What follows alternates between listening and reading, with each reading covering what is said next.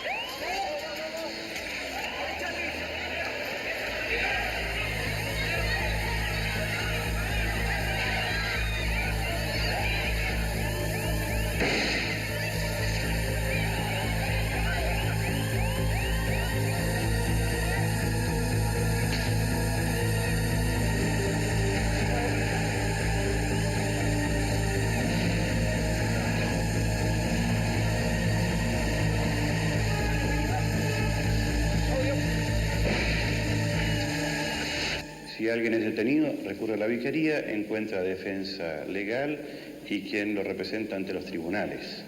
Por otra parte, las organizaciones populares, las que luchan contra el hambre, las que se organizan para la salud, toda esa gama enorme de organizaciones populares, encuentran en la Vicaría asesoría y también un sustento moral y también económico.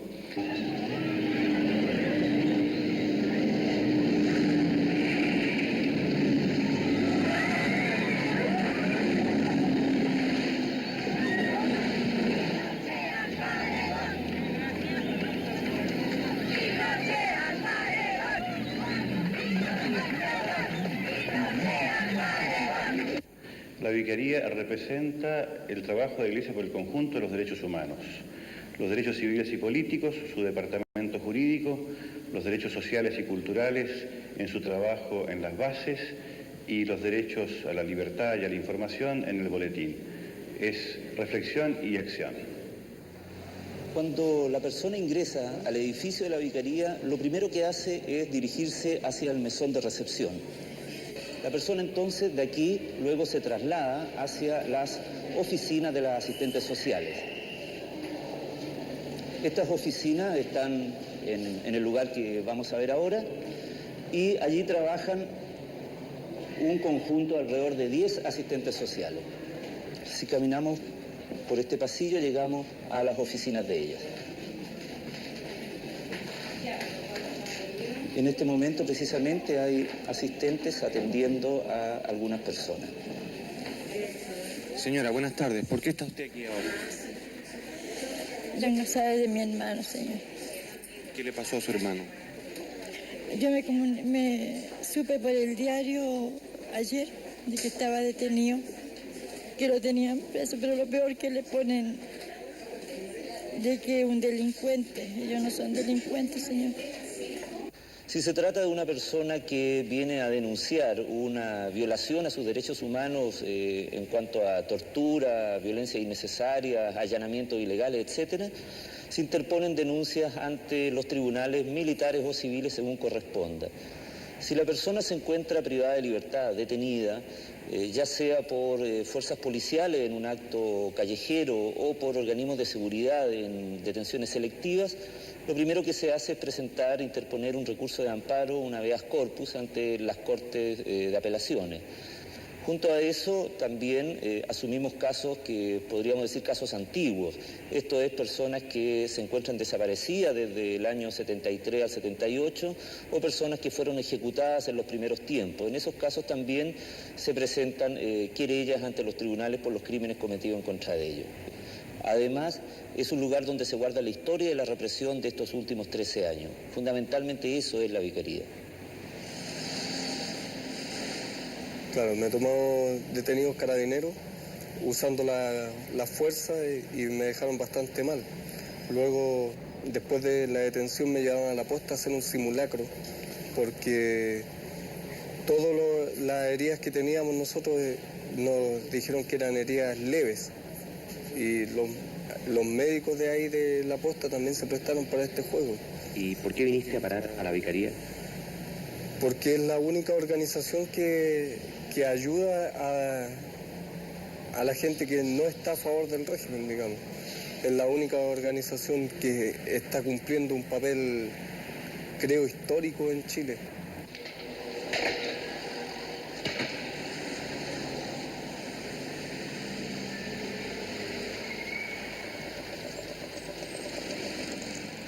Monseñor, ¿qué originó el conflicto del régimen de Pinochet y la Iglesia? Yo creo que el primer origen del conflicto fue la represión tan dura en contra de los que habían apoyado al gobierno de Allende, que nos pareció que atropellaba los derechos humanos esenciales.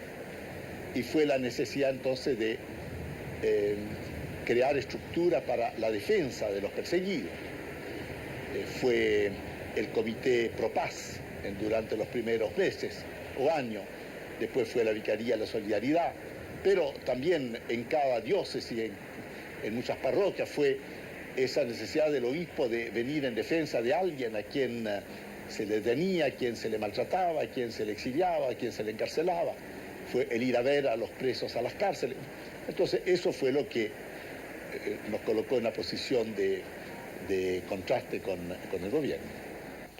Y al mismo tiempo el número de personas a que hemos ayudado es enorme, enorme. Y hemos salvado, yo creo, a muchas personas, hemos salvado la vida. Y hemos evitado también que se cometan más injusticias, lo cual recae sobre Chile. Creo que hemos hecho una labor patriótica de importancia.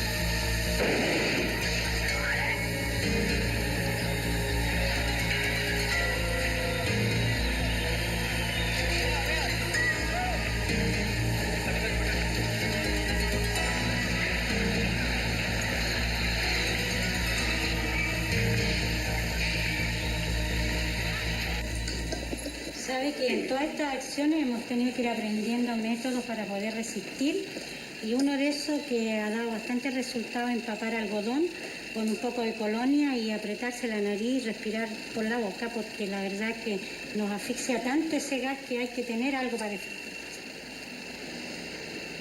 Claro, el otro método también, o sea, para contrarrestar las bombas lacrimógenas es la sal con vinagre. Se tapa en un frasquito, se echa en un frasquito con boquete grande, ancho, para poder después aspirarlo.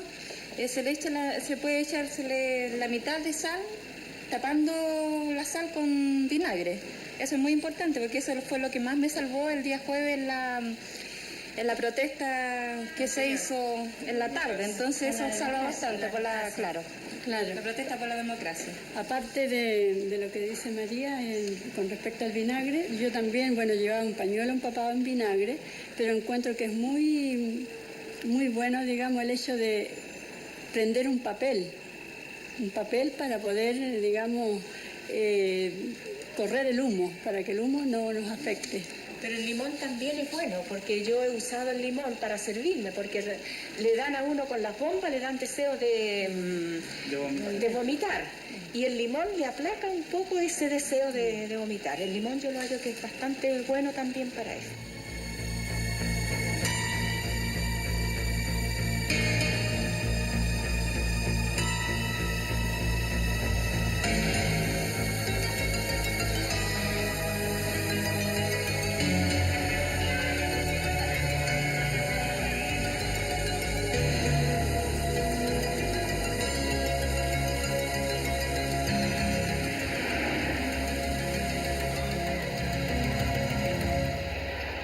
Otra forma también que bien rústica que ha empezado a ocupar el pueblo es ponerse desodorante en barra debajo de los ojos y debajo de la nariz para un poco despejar las vías circulatorias, respiratorias. Sí, nosotros también pusimos en práctica ese día de la marcha colocarse bastante crema en la cara, no pintarse los ojos y los labios también, un poco para proteger la penetración de los gases por la piel. También nos favoreció bastante. Y el mentolato es otra de las cosas que también hemos estado viendo. Yo tuve ocasión de usarla y me sirvió bastante.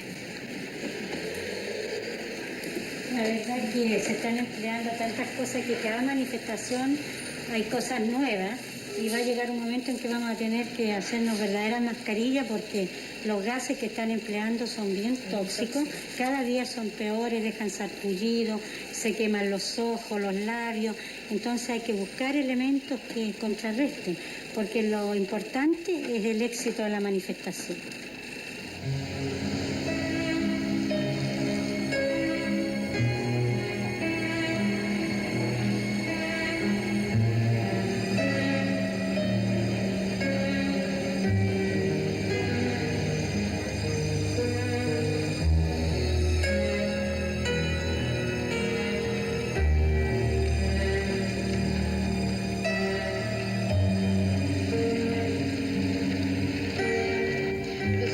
Exigiendo justicia. Hoy se va a cumplir un año de horrorosos asesinatos que conmovieron a nuestra patria y que conmovieron al mundo. Y es el horror también de que aquí la justicia se ha hecho sorda, se ha hecho ciega, se ha hecho absolutamente coludida con la dictadura. Y eso produce indignación, produce repulsa moral, produce dolor, pero sobre todo produce fuerza. Y eso se está expresando acá y se va a seguir expresando junto con todas las manifestaciones que el pueblo chileno hace hoy día, porque sabemos que la única justicia posible se alcanzará cuando vuelva la democracia en nuestra patria.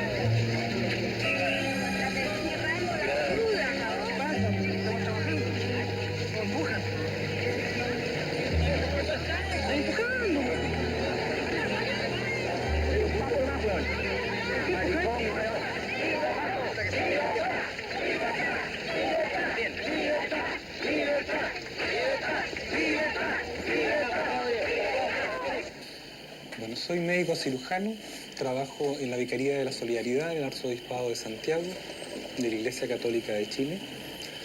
Mi función es atender a las personas que han sido reprimidas violentamente o en situaciones crónicas de represión que vienen a consultar acá a la Vicaría.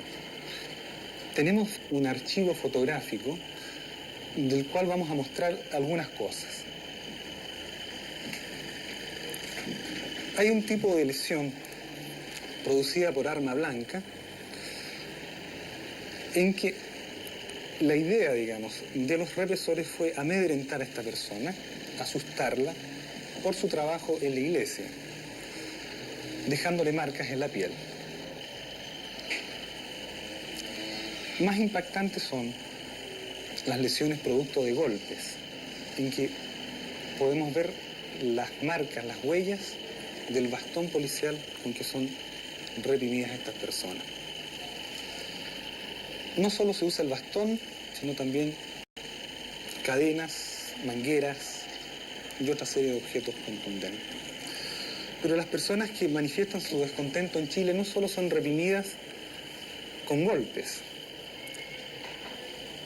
también hay represión con armas de fuego. Tenemos aquí una fotografía que muestra la trayectoria de una bala por debajo de la piel, entró, salió en una extremidad y golpeó en la otra, produciendo ese gran hematoma.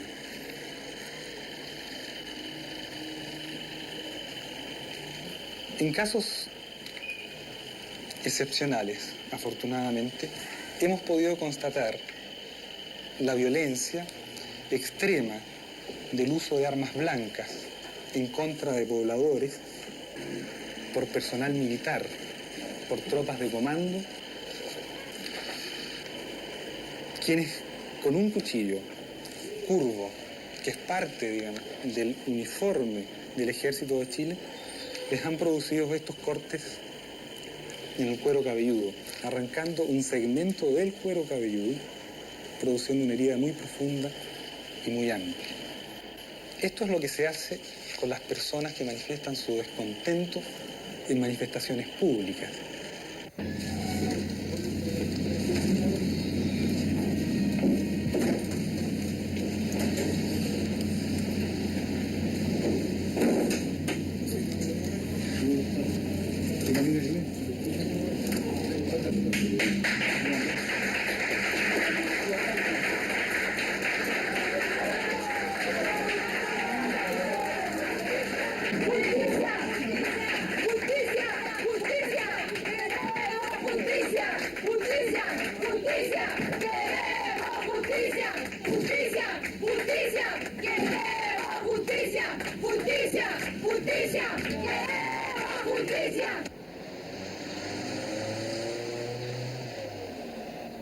Efectivamente, en el día de ayer, el médico Ramiro Olivares y el abogado Gustavo Villalobos han sido encarcelados. No es esta la primera vez que se encarcela a funcionarios de la Vicaría. Durante los últimos 5 años, por lo menos 8 profesionales de esta institución han sido encarcelados por diversas causas, ya que el interés del gobierno es obstaculizar el funcionamiento de la Vicaría recurriendo a acusaciones verdaderas o falsas. Esto es así. La presente quiere testimoniar nuestra adhesión solidaria en estos momentos difíciles que usted y todos los trabajadores de la Vicaría están viviendo por causa de la defensa del hombre, según el mandato recibido de Jesús en la parábola del buen samaritano, y que ustedes se esfuerzan por actualizar hoy. Reconocemos y animamos la labor que realizan en medio de nuestro sufrido pueblo, empobrecido y vejado por la dictadura militar. Ciertamente, el encarcelamiento injusto de Gustavo Villalobos y de Ramiro Olivares y de tantos otros es fruto de la opción por los pobres. A partir de hoy día, en todas las facultades de la Universidad de Chile se comenzarían a realizar vigilias hasta la liberación de los compañeros detenidos. En la Facultad de Filosofía hoy día entraría en ayunos rotatorios y es posible que esto termine en lo que sería una huelga de hambre hasta que liberen a los compañeros detenidos. Conversemos ahora, hagamos una vigilia, busquemos firmas, salgamos a la Plaza de Armas, contémosle a la gente lo que está ocurriendo. La gente en el Paseo Omar está indolente.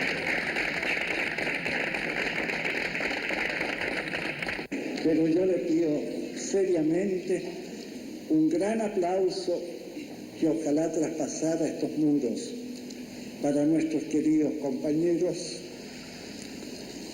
Ramiro Olivares y Gustavo Villalobos.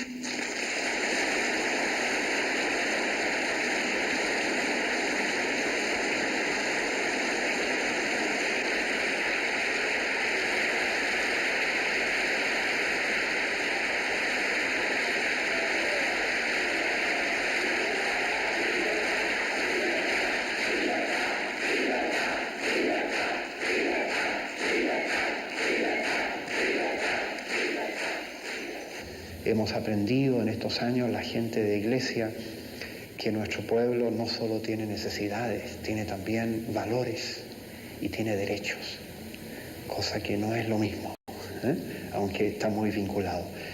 Y en ese sentido, la Iglesia, el pueblo, la gente, especialmente los más conscientes, los más organizados, ejercen una presión legítima sobre la Iglesia, para que la Iglesia preste su voz al pueblo amordazado, al pueblo pisoteado.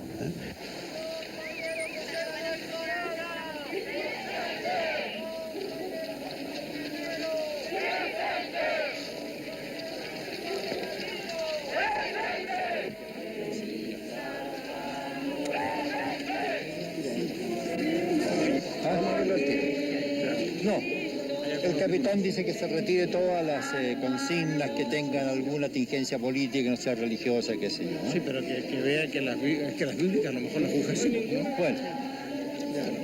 No, las que no sean bíblicas, claro. Las que no sean bíblicas ni del magisterio, si esa es la norma, ¿no? Bueno, pero échale una raizadita para que nos evitemos dificultades hoy.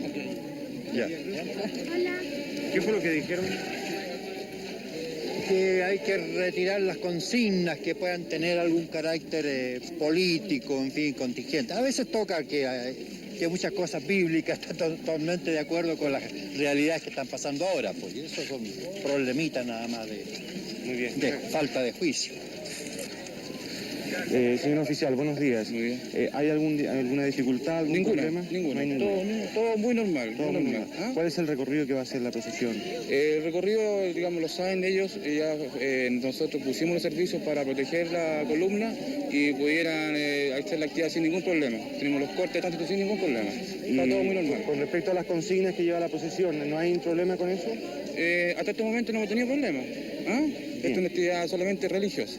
¿Ah? Muchas gracias. Bien.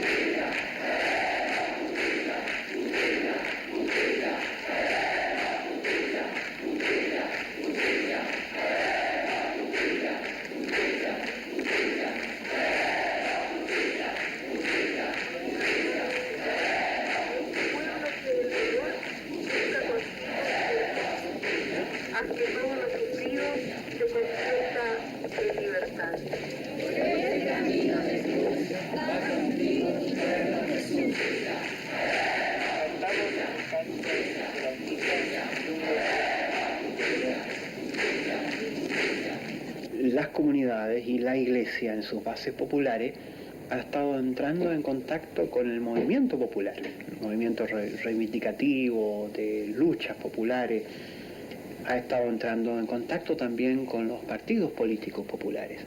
Y por ahí nos hemos ido encontrando con una inspiración, una cierta ideología, un cierto horizonte ideológico muy marcado por una tradición marxista popular.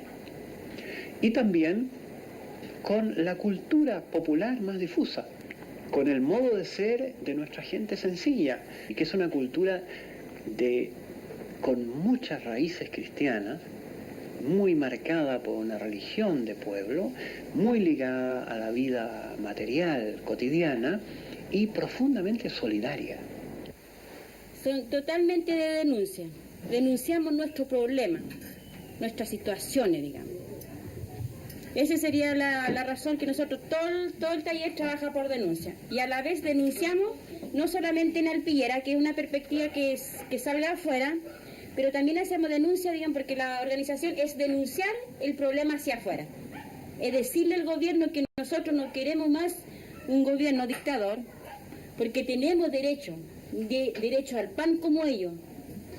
Generalmente la mujer viene a este taller o a los talleres por una necesidad que es para subsistir, la subsistencia, digamos, es lo fundamental. Después, cuando la compañera ya se integra a la organización, empieza a aprender a compartir. Y acá en el taller puedo opinar abiertamente cuáles son mis ideas.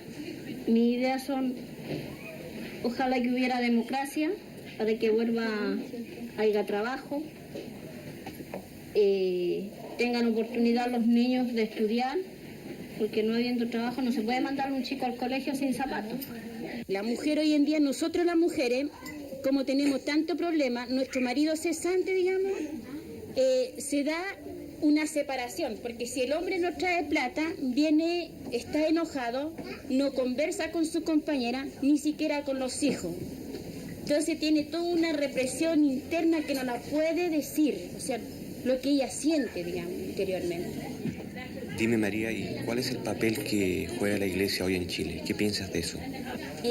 Yo diría, en el sector poblacional, la Iglesia, o sea, los sacerdotes, las religiosas, han entendido los problemas que tenemos. De una u otra manera la Iglesia hoy en día nos está apoyando. Valentina, cuéntanos por qué nace este arte, cuál es el origen, las causas. Bueno, nace a partir de la fuerte crisis emocional que ocasiona el golpe militar. La primera parte se trabajó con las mujeres de detenidos y desaparecidos, que eran unas mujeres sumidas en una angustia bastante profunda. Y bueno, nace como un desahogo, como una manera de decir, de quejarse, o tal vez la única que tuvieron en ese momento de poder decir qué sentían. ¿Y cuál es tu trabajo? ¿Tú diriges, tú diseñas? ¿Quién diseña? No, diseñan las mujeres.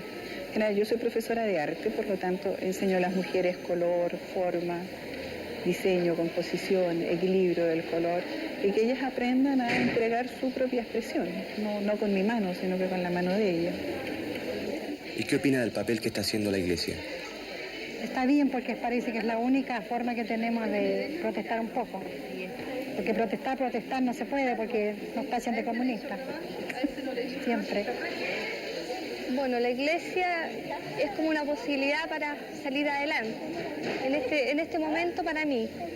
Estamos siempre recibiendo una presión muy fuerte de la población que nos rodea, en el sentido de un apoyo para parar la olla, como dicen los pobres, es decir, echarle algo a la olla, o tener para el bus y ir a buscar una oportunidad de trabajo, o poder pagar una receta de medicina para una enfermedad grave.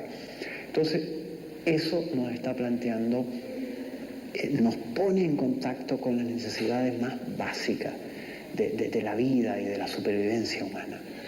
La olla común consiste en hacer nosotros para todos los niños aquí, para poder darle una ración de comida diaria a los niños, porque los padres están cesantes, no tienen para darle el alimento adecuado a sus hijos. Entonces ellos comen esta comida, es una sola ración en el día. Sábado y domingo no tienen que comer, porque si están sin trabajo, ¿de dónde van a sacar? La olla se compone de 70 familias. En cada casa tú comprenderás que hay 8, 9, 10 hasta... Teníamos una casa que tenía 18 personas en una sola casa. Ellos llevan su comida a sus casas. No hay comedor aquí, porque no tenemos dónde. Tú ves la cocina y este trecho y nada más, porque esta casa es prestada. No tenemos más nosotros. Porque aquí hay un organismo que se llama Comprando Juntos. De ahí el padre saca la mercadería para la olla. Consiste en el arroz, tallarines y poroto, que es lo que más se usa aquí en la olla. Y él las compra y nosotros la vamos a retirar. Bueno, nosotros empezamos hace 4 años atrás, cuando vimos la situación económica de muchas familias de aquí de la población. Entonces nació la idea de comprar las cosas por mayor y de venderla a precio costo, lo que en comparación con los negocios del sector de hecho significa una rebaja bastante considerable. Uno tiene miedo a veces hasta de hablar, porque como se dice, por la boca muere el pez. Es que a uno le involucran solamente por el hecho de comprar en la parroquia que uno está metido en algo de política, porque ahora en este país el que participa en una parroquia es porque es político. Otro frente sería la demanda y la necesidad tan urgente que vive la gente de un espacio de libertad, un espacio donde pueda encontrarse con sus vecinos o con otra gente más desconocida, pero en un clima de confianza, de abertura. Vamos a tener que llegar a un gran acuerdo nacional. Todos los trabajadores de este país, desde los médicos, los profesionales, para poder votar a esta dictadura. Yo quería dejar esta inquietud y este sentimiento. Muchas gracias.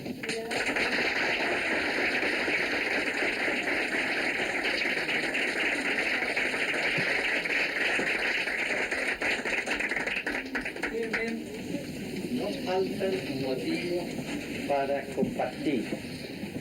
Hay otros niveles. Ese nivel que uno nos despertaba. No se encierren en su comunidad. Abran los ojos como Cristo nos dijo: yo vengo a liberar a los pobres, a los oprimidos. Pero cuando llegué al mundo obrero, me di cuenta que todo en la liturgia era extraño a la cultura de ese mundo, a la vida y a la pobreza de ese mundo, a la expresión de ese mundo, a la fe de ese mundo, aún a los gestos de ese mundo. Y mi preocupación era cómo abrir la puerta del Dios vivo y presente en ese pueblo de pobres y de pobres creyentes. ¿Cómo abrir esta puerta que la liturgia les cerraba? Ese fue el desafío. Esta ruptura, digamos, ese muro que había entre la vida de los pobres y los signos y las formas de la expresión litúrgica, ese muro había que derribarlo. ¿Y a ti se te han ocurrido todas las cosas que haces en el templo? No. ¿Cómo es eso? El matrimonio, por ejemplo, como el del otro día, ¿por qué fue así?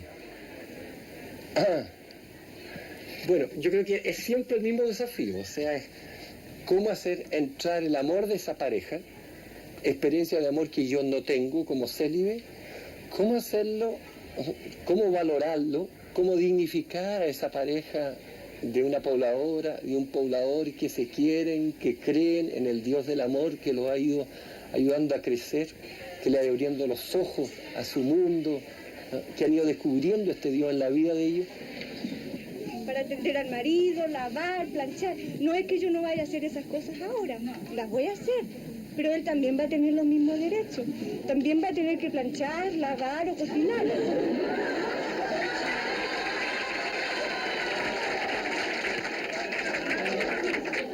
¿Cómo hacer que el día de su matrimonio no fuera, por un lado, la liturgia en la iglesia y después la fiesta en la casa? En la liturgia en la iglesia habla el único que no está casado y monopoliza la palabra, y los casados se quedan callados, y después cuando llegan a la fiesta, ahí en medio de la fiesta sí que ellos se expresan, ellos articulan toda la vida de ellos.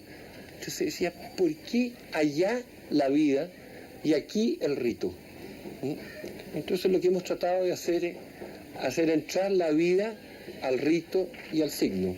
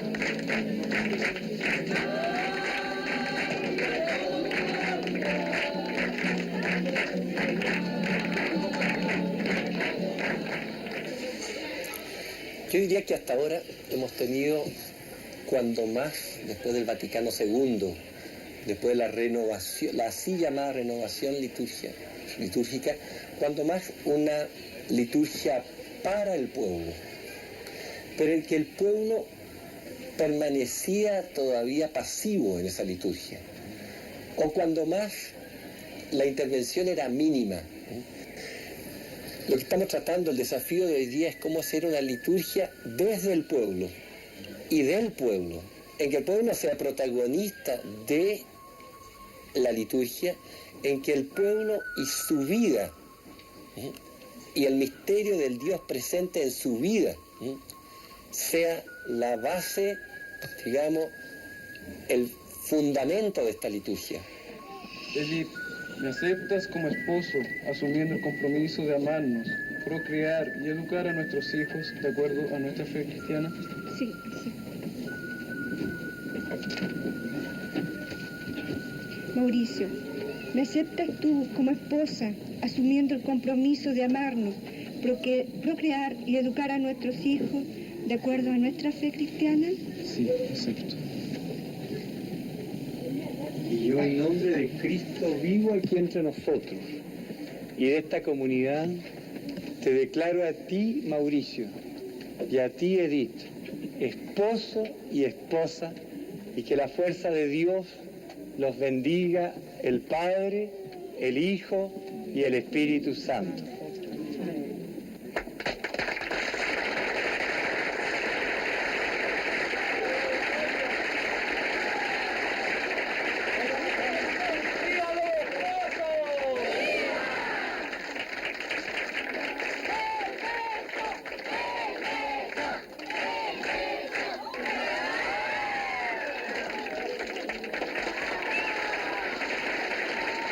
Esto es lo que crea conflictos.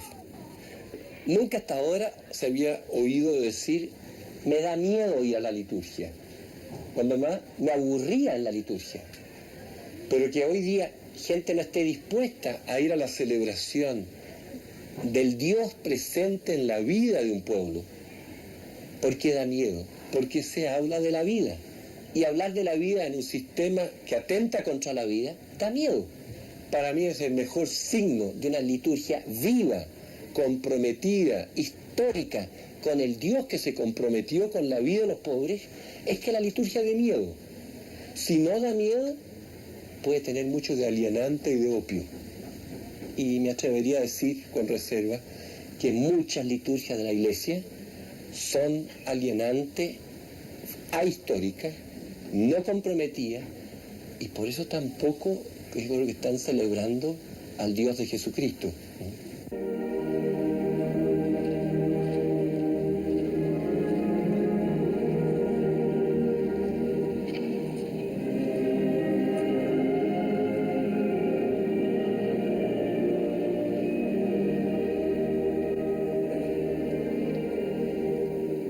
Ofrenda floral, Embajada de Paraguay. Será depositada por el excelentísimo señor embajador don Flavio Rivas Araujo, acompañado por el coronel Rogelio Levi Acuña, agregado de las Fuerzas Armadas de Paraguay.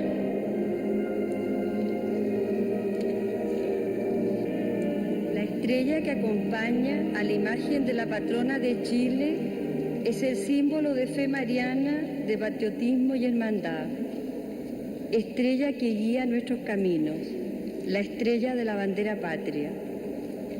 Homenaje que rinde el voto nacional O'Higgins a la Santísima Virgen María bajo la advocación del Carmen.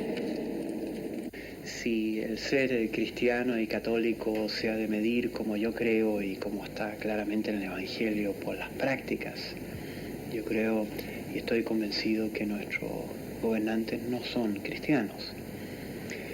Yo no les quito necesariamente su buena fe. Son gente que tiene probablemente una fe religiosa y que es sincera cuando dicen que creen en Dios, pero en todo caso no es nuestro Dios.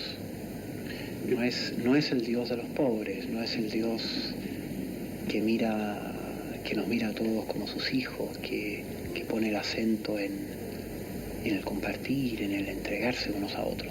No es ese Dios. Es el Dios de la seguridad, de la autoridad. Es un Dios concebido como una especie de super Pinochet del universo. En ese Dios yo no creo. Monseñor, a su juicio, ¿son verdaderos cristianos y católicos los actuales gobernantes de Chile? Bueno, es difícil juzgar a las personas, es muy delicado porque el juicio en el fondo corresponde a Dios. Pero uno no juzga a las personas, juzga los hechos, los actos. Hay un principio muy antiguo que decía en moral, de internis non judicat ecclesia. La Iglesia no juzga de las intenciones interiores de las personas. pero juzga objetivamente las cosas que se hacen. Algunas cosas que se hacen no son cristianas. En todo caso, no se coordinan con nuestra fe y con nuestra moral. Creo que desde el punto de vista de su interioridad pudiera ser, porque las cosas internas no las juzgamos los hombres, sino Dios. Pero desde el punto de vista externo, yo diría, de inserción en una comunidad de creyentes, no los veo realmente comprometidos con su fe. Todos estamos de acuerdo en esto de que la violación de derechos humanos, el exilio, la tortura, estas detenciones arbitrarias, esta represión desproporcionada que se hace en el centro a cualquier manifestación, es abiertamente costumbres no cristianas. ¿Son verdaderamente cristianos y católicos los gobernantes de Chile hoy día? No le puedo decir. Ellos se dicen católicos y cristianos.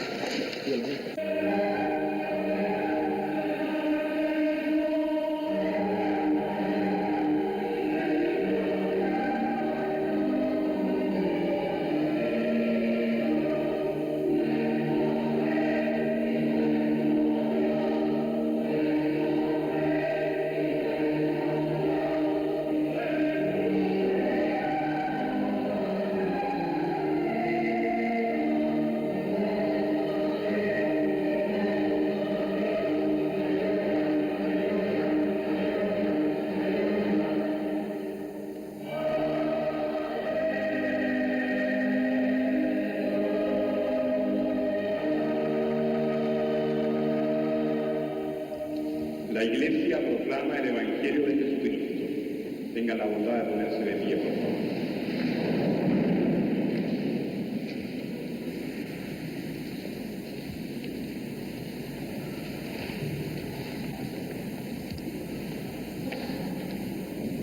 Yo creo que el gobierno militar entiende que ellos gobiernan y que la Iglesia está para dar los sacramentos, para predicar el catecismo, pero no para preocuparse de las aplicaciones del Evangelio a la vida política. Con el régimen militar, muy pocas.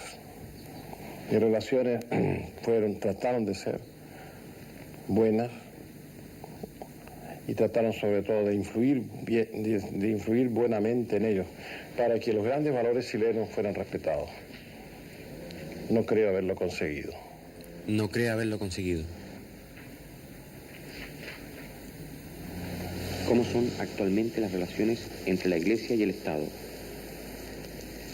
Yo diría que se han dificultado cada vez más, un poco, se han hecho más escasas cada vez más. Y se han hecho también, además de ser un poco más esporádicas, han sido un poquito más duras, con más reservas, con más reticencias. Al principio se buscaba una colaboración y parecía que se iba a lograr un entendimiento. Algunas cosas que criticábamos nos parecían que eran acciones esporádicas y más bien de personas secundarias. Y hemos llegado a la conclusión de que las cosas van más arriba. Pensamos que ha llegado el momento de revisar los planteamientos de la Constitución de 1980, que incluso cuando se votó en un plebiscito no se dieron, no se cumplieron los requisitos que la misma conferencia episcopal de aquella época había indicado como necesarios para acreditar validez. Actualmente la Constitución da margen a muchos abusos que de hecho se han cometido.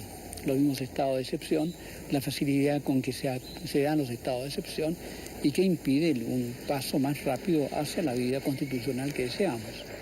Establece una forma de democracia que no parece ser la que la gran masa del pueblo chileno desea. Es una democracia controlada, una democracia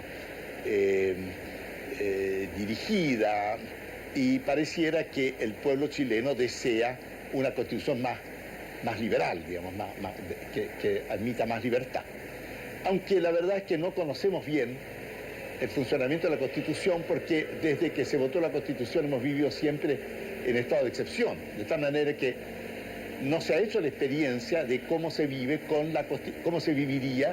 con la Constitución en circunstancias normales. Esa experiencia no se ha hecho.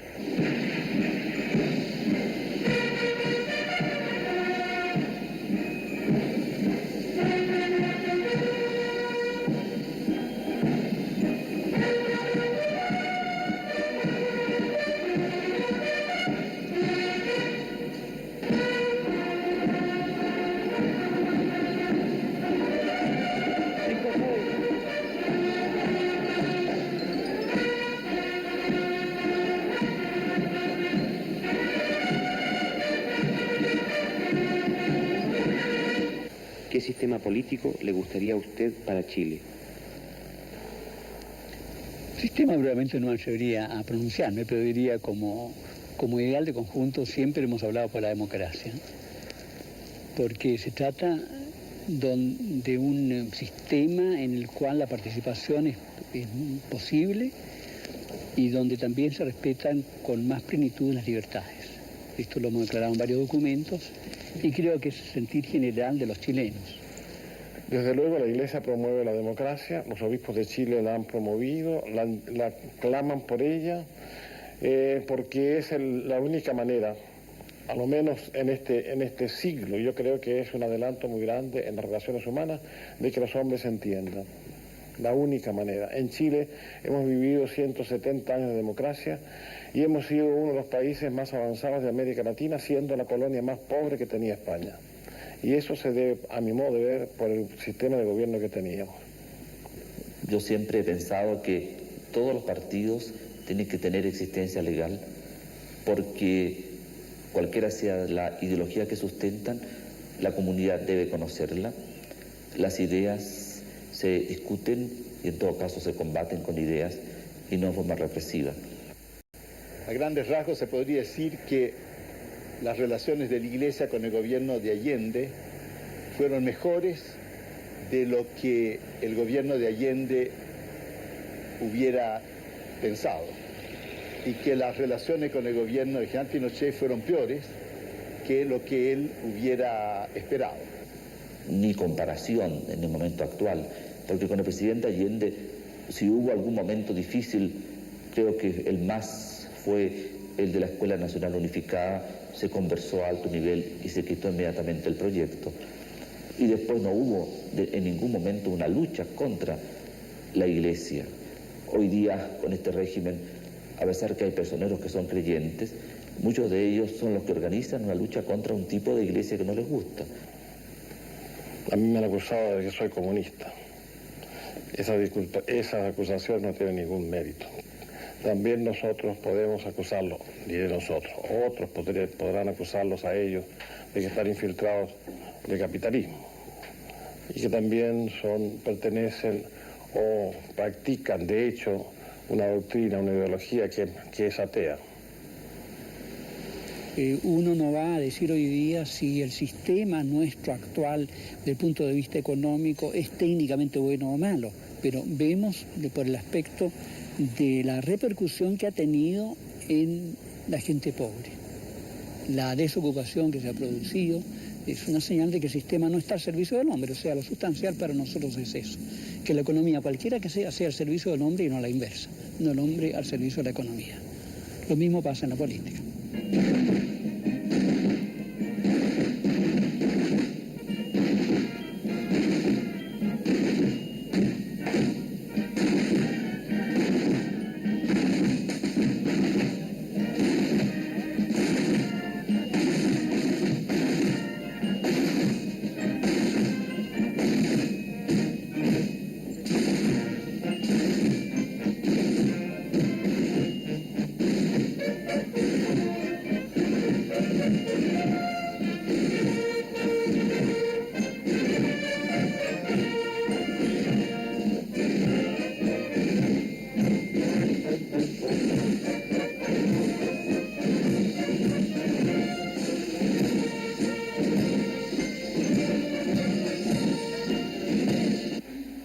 Deseamos que se haga justicia plena en relación a quienes han desaparecido, han sido asesinados, maltratados e incluso degollados. No es suficiente afirmar que la justicia tarda pero llega. La justicia que no se ejerce cuando corresponde ya es injusta. Estuve detenido unas 8 horas en el 84, en marzo, por acusación de impedir o entorpecer la acción de Carabineros, un día que yo traté de evitar que entraran en la población.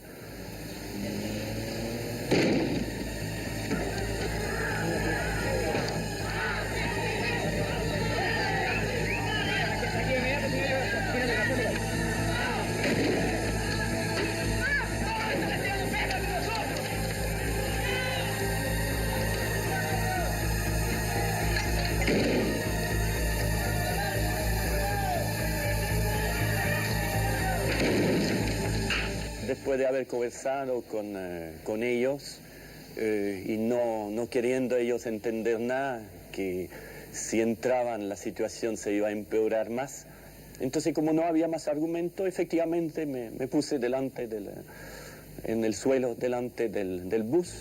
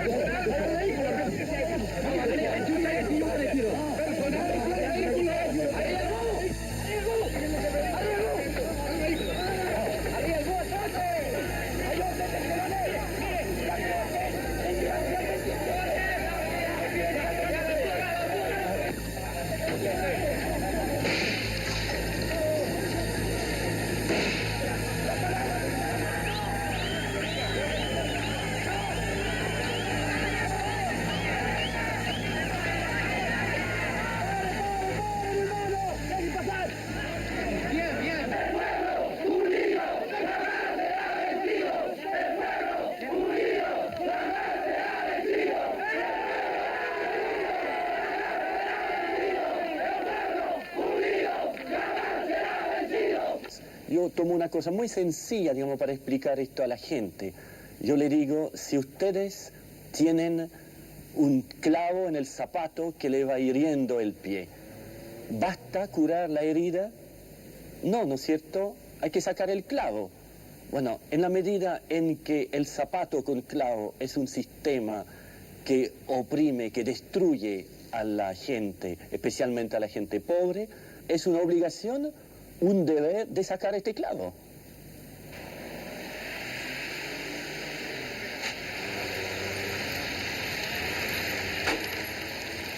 Y me vi en la obligación de salir a la calle a enfrentarme con la policía. Me rodearon 2 micros, carabineros por todos lados, metralletas en la espalda, en los costados, y el oficial jugaba con su metralleta dejándomela caer en el pecho. Creo que todas esas cosas me reafirmaron mucho más en mi vocación. ¿Tú estabas defendiendo a la población? Sí, estaba defendiendo a la población y les dije a ellos que por qué ellos venían a provocarnos, porque ellos que tenían el poder, las armas, venían a donde nosotros, que teníamos solamente nuestras manos. Y les mostré muchas veces las manos nuestras para decirles que nosotros no tenemos nada, solo buscamos un espacio donde poder decir lo que sentimos.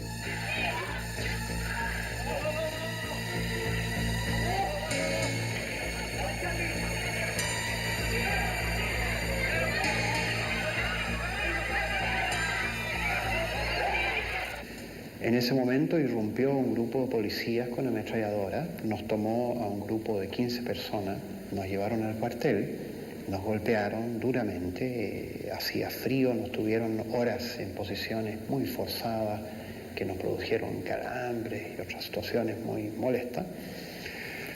A las 2 de la madrugada, hora del toque de queda, nos entregaron a la policía secreta, a la DINA, la cual nos llevó a una de sus casas de tortura. Para comenzar, hicieron un simulacro de preparar un fusilamiento del grupo, incluso con el detalle de decir, bueno, aprovechen que hay un cura para los que quieran confesarse.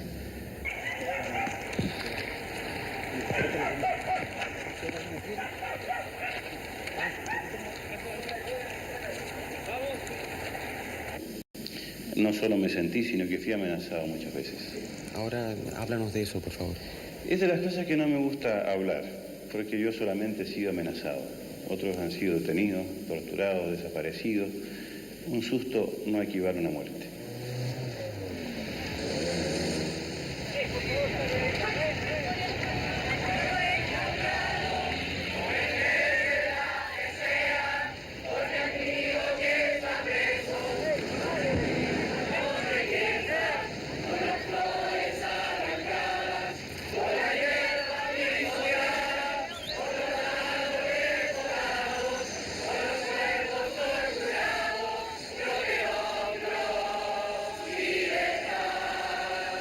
Este movimiento surgió dentro de un grupo, un pequeño grupo de reflexión que hacía tiempo nos juntábamos. La preocupación por la tortura nos laceraba el espíritu esta realidad tremenda que vive Chile. Entonces resolvimos hacer algo, no quedarnos en palabras o reflexiones. Convidamos a los amigos, nos juntamos 70 en la esquina de la calle Borgoño, 1470, donde funcionaba una cárcel secreta de la CNI. Ahí desplegamos un lienzo que decía, aquí se tortura. Paramos el tráfico, hicimos una proclama, cantamos un himno y ahí comenzó el movimiento. Por supuesto, a los 10 minutos llegaron los carabineros, hubo detenidos, un herido también con un balín, pero el movimiento había partido. La tortura tiene una raíz muy profunda en la falta de justicia que hay en Chile. Nos fuimos a los tribunales, ahí también tendimos un lienzo diciendo en Chile se tortura y la justicia calla.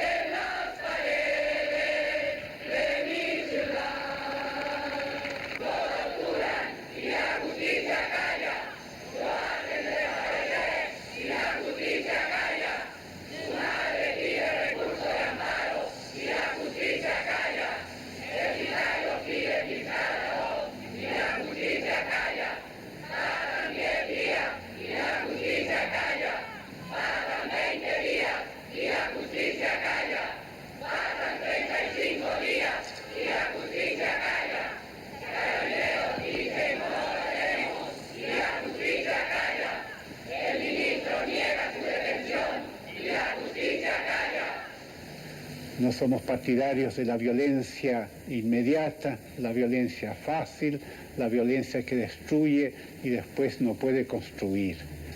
Sin embargo, queremos golpear este clavo de la tortura hasta que entre, hasta que todo Chile diga esto tiene que terminar.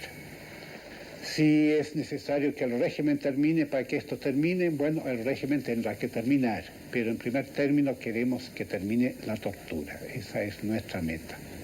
Gracias, señoras y señores, por estar con nosotros en este minuto callejero. Queremos denunciar ante ustedes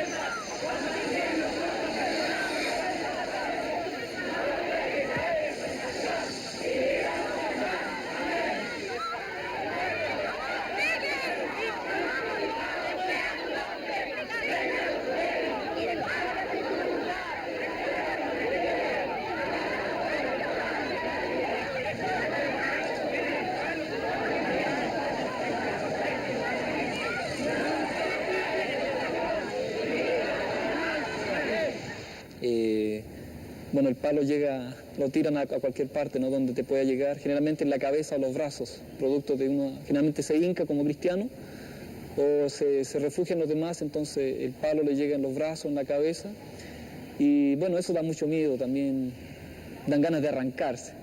Era también parte de nuestro testimonio, mostrar que por la tortura estábamos dispuestos a también sufrir la represión, mostrar que en Chile se reprime a los que protestan contra la tortura, en cambio los que torturan quedan siempre libres, andan por las calles, no les sucede nada. Mira, antes de partir, yo generalmente el día anterior tengo mucho temor. En la noche duermo mal, en el día estoy muy nerviosa, pero en el momento que yo llego al lugar y estoy con el grupo, yo ya no tengo miedo. No, yo creo que el miedo no lo superamos. En el caso mío, yo siempre, durante la acción, antes y después de la acción, el miedo persiste. Pero uno se hace fuerte en la medida en que se siente como parte de un grupo, de un movimiento, y además que es un movimiento que denuncia la verdad.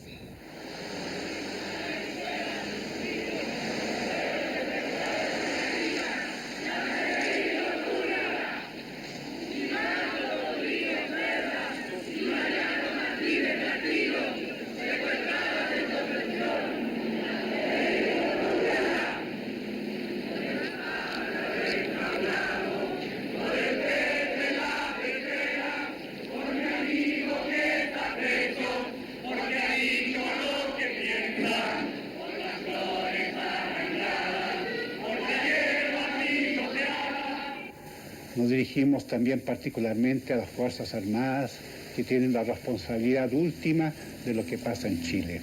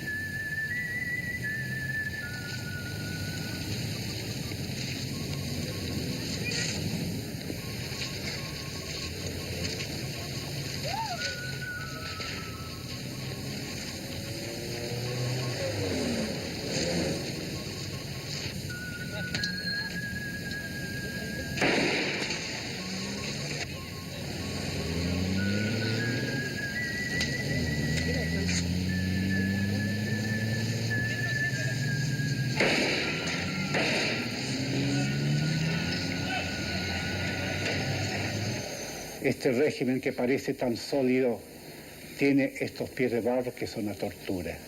Y nosotros les señalamos estos pies para que se den cuenta que el desprestigio puede tumbar el régimen. Y entonces un cuerpo armado desprestigiado no podrá cumplir su función en una patria. Tendrá que rehacerse, y eso por muchos años.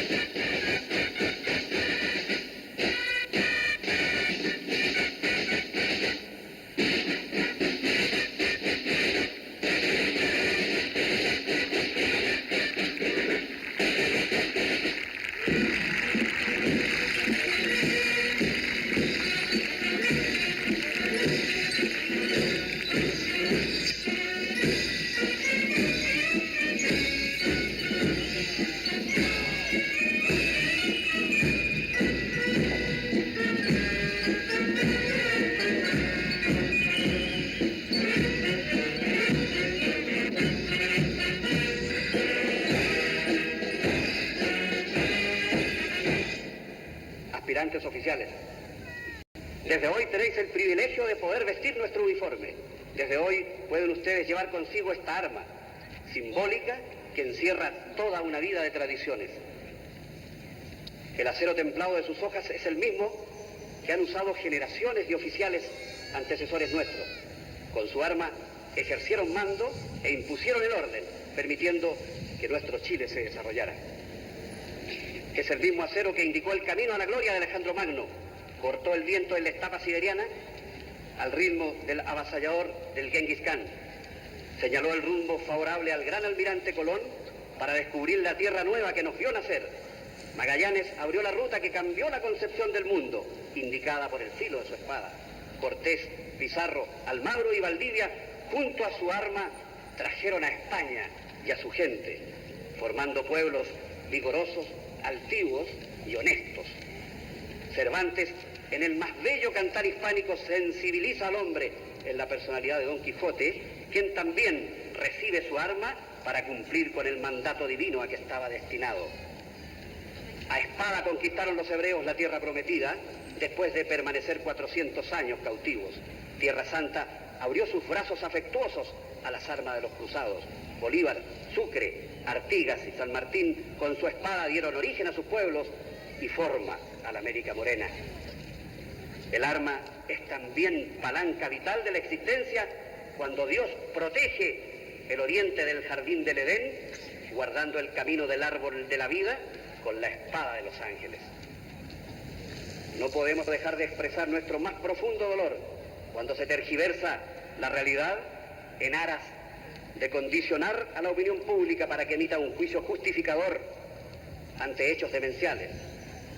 Desde la ventana de un piso superior de una universidad se lanza ácido contra el personal que cubre servicio. Lamentablemente, la información involucra a estudiantes. No, señores, ninguna universidad o academia chilena contempla en sus planes de estudio la comisión de delitos, como el recientemente descrito. No son estudiantes idealistas los autores. En nuestro idioma se llaman delincuentes.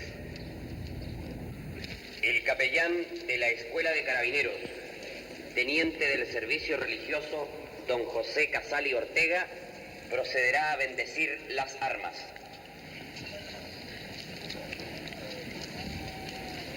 Oremos al Señor.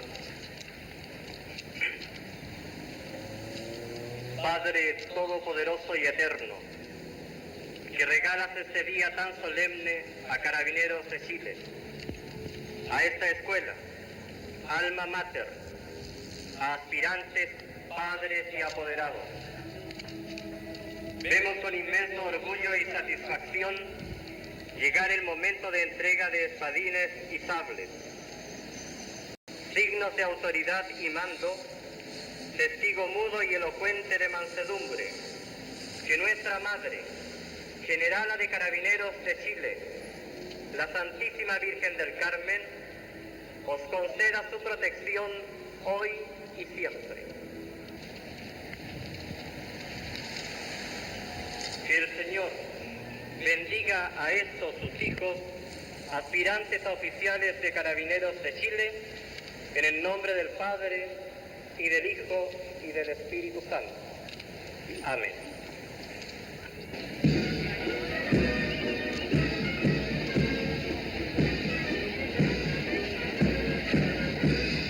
Es mi sable símbolo de mando, arma noble, luz y autoridad, desenvainada, expresa mansedumbre, empuñado el pellizco.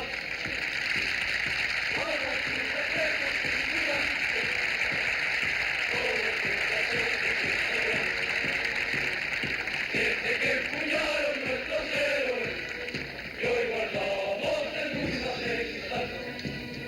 Sale mí, era mí, compañero, voy contigo. Movimiento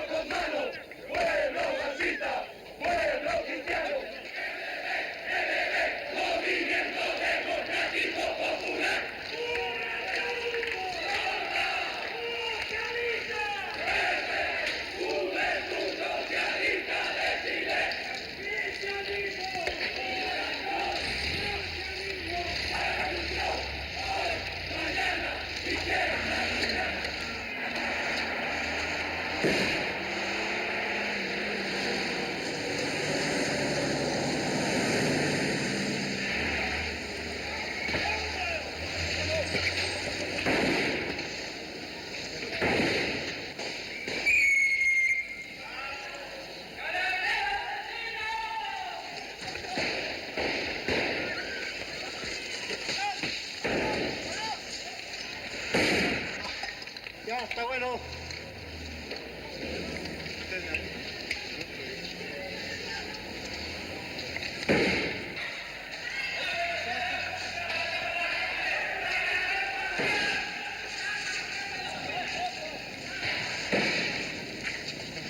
Los estudiantes universitarios, junto al conjunto de nuestro pueblo, estamos sufriendo los atropellos por más de 13 años. Es por eso que estamos convocando y seguiremos convocando movilizaciones.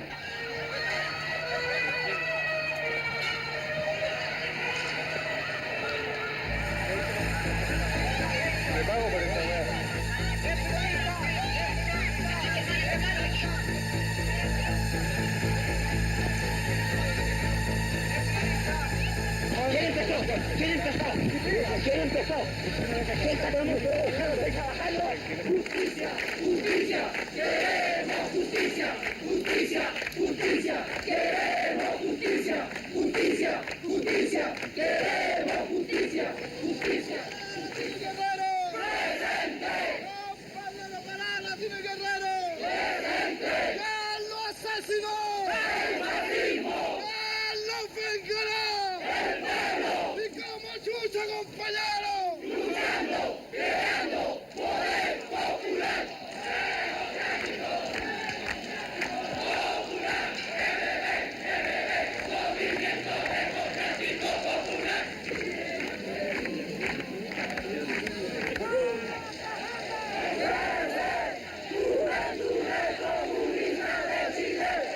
Los estudiantes, los trabajadores, las mujeres, los profesionales, todo Chile ha dicho que este año se va el tirano. Hemos dicho basta a la tortura, hemos dicho basta a las cárceles, hemos dicho basta a las noches sin estrellas.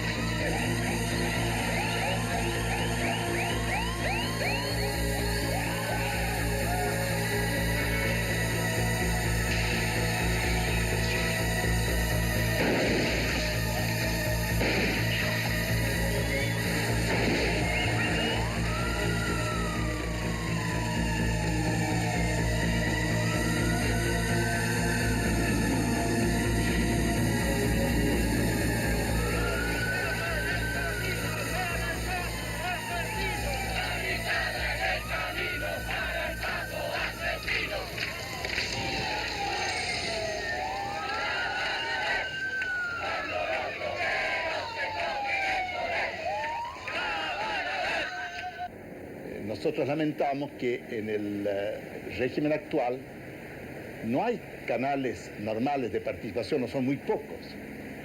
Entonces comprendemos que los que quieren expresar su punto de vista recurran a estas concentraciones masivas, a estas movilizaciones que tienen evidentemente sus inconvenientes, sus peligros, pero uno piensa que todos tienen derecho a dar su parecer, a dar su opinión. Por lo demás, en todos los países del mundo esto existe. Entonces, al no haber otros medios de participación, como sería un parlamento, en fin, o elecciones, uno comprende que la movilización es una necesidad y que nosotros creemos que el gobierno debiera no solamente aceptarlas, sino tomarlas en cuenta, escucharlas, dialogar con los que interpretan el sentir de grandes masas. Se dice siempre que es difícil establecer la representatividad de los líderes al no haber elecciones, bueno, pero hasta cierto punto el que logra organizar una manifestación multitudinaria tiene ya una representatividad. Así que nosotros somos partidarios de la mayor participación posible y creemos que es legítima una concentración, incluso una manifestación de protesta, como una manera de hacer oír su punto de vista, siempre que no sea animada por el odio y no degenere en violencia o en crimen.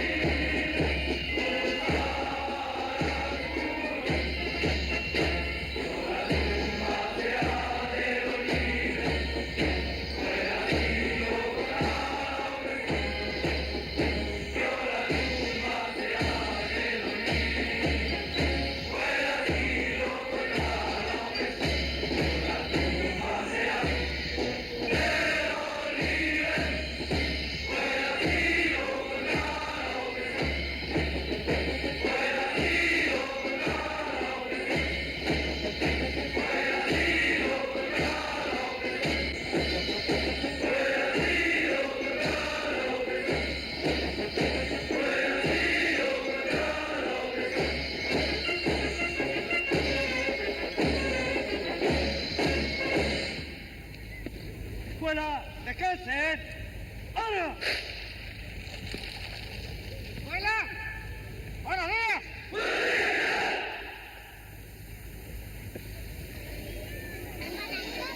Se vive un día cualquiera en la capital de nuestro país. Aproximadamente a las 06:30 horas, un grupo de 6 terroristas tomó por asalto el edificio de una embajada, manteniendo como rehenes al señor embajador y 2 funcionarios. Se resuelve el empleo de la unidad antiterrorista Cobra, con la misión de rescatar al señor embajador con vida y eliminar a los extremistas. La torre de secado de paracaídas, a la izquierda nuestra, representa el edificio en el que ocurren los siguientes hechos. La tensión de los extremistas es angustiosa. La espera es interminable. Mientras se escucha el ruido de las aspas y motor de un helicóptero, el que posteriormente se mantendrá inmóvil sobre la azotea del edificio para permitir a un equipo de la unidad antiterrorista tomar posiciones para realizar el rescate.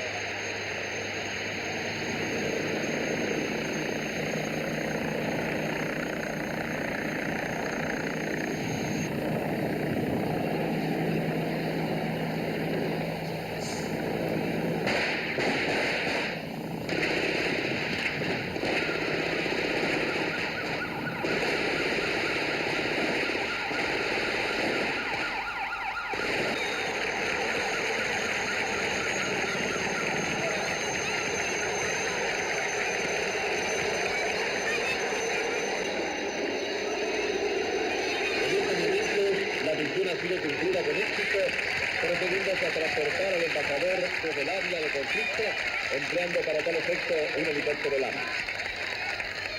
Hay veces que nosotros un día de protesta nos hemos levantado y hemos encontrado rodeados de milicos, carabineros en cada pasaje. ¿Y helicópteros? Helicópteros. Helicópteros volando bajo, iluminando también en la noche.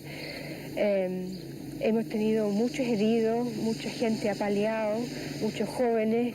Yo mismo he visto a carabineros apalear y patear a los chiquillos que no han hecho nada.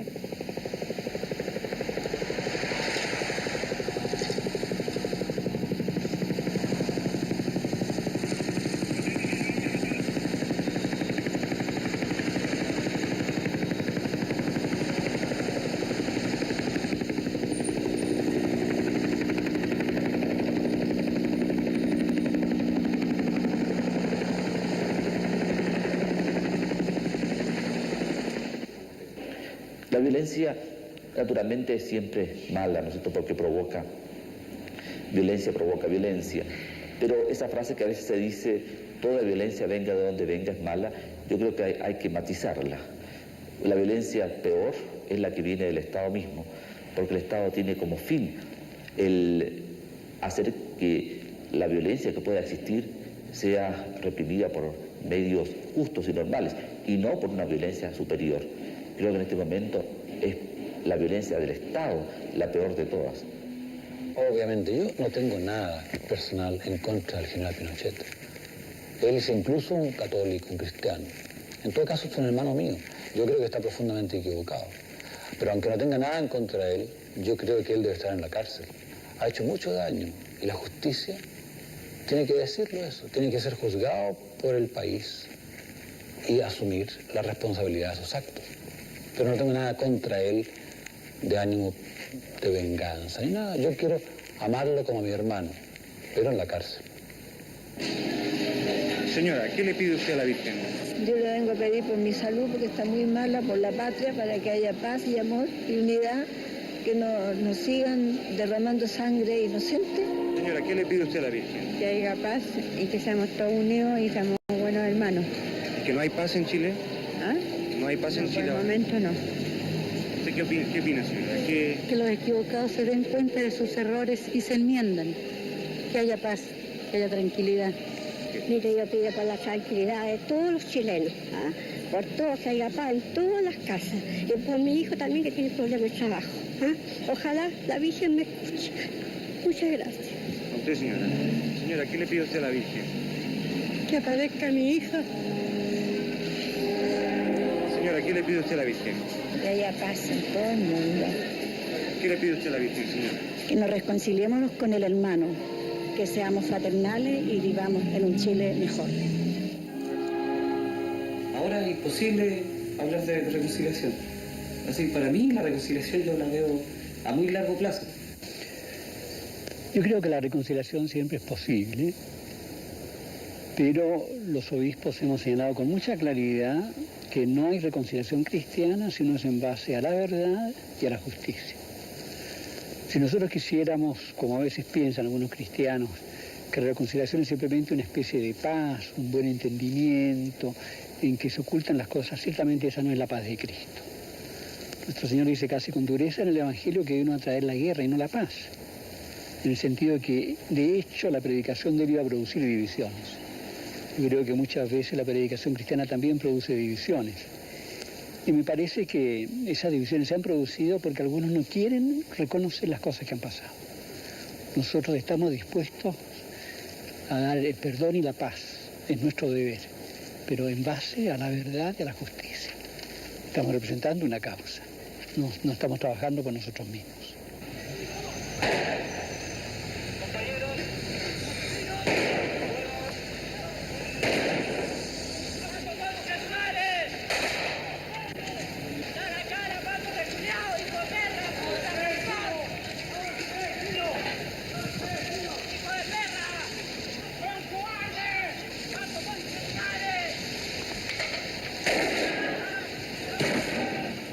Sus hijos fueron muertos en circunstancias que aún no se aclaran o extrañas, digamos, para la gran población chilena.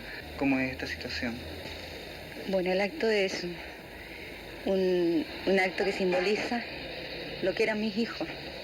Mis hijos eran jóvenes que partieron con un compromiso de fe profundo y fueron descubriendo que ese compromiso de fe tenía que hacerse realidad en un compromiso político, en una opción política con su pueblo, en defensa de su pueblo. Y esa opción política fue en el movimiento de izquierda revolucionaria. Ellos eran del MIR, pero partieron siendo jóvenes cristianos.